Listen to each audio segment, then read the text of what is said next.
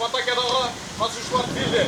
Тапсырма берген сержант Малева. Өздөрүн келечектеги аскер кызматкерлери катары карашкан бул өспүрүм балдар Жалал-Абад областынын ар кайсы аймактарынан келген жалпыга билим берүүчү мектептердин бүтүрүүчү класстарынын окуучулары.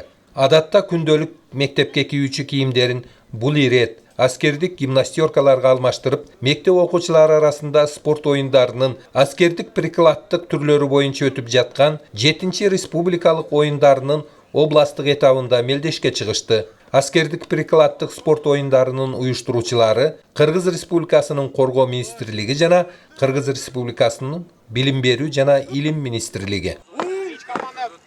Бүгүнкү мероприятияны өткөрүүнүн максаты жаштарды мекенди сүйүүгө ынандыруу, мекенди коргоого жаналарын көтөрүүдө, өзүнүн сезимдерин ойготуу максатында өтүп жатат.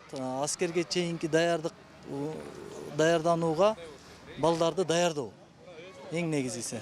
Балдардын даярдыгы абдан сонун, жакшы даярдашкан.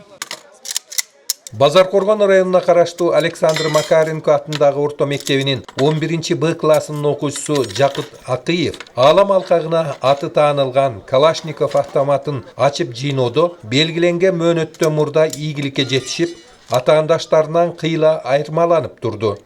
Биздин даярданыбызга бир ай болуп калды, жакшы даярданып келдик, жакшы ойлор менен келдик. Мектептин даярдыгы деле жакшы, военный эмеге жакшы. Менин келечекте ойлорум бар, өзүм мекен үчүн армияга барып служить этип, ар бир кыргыздын милдети бул кыргыз жигитинин.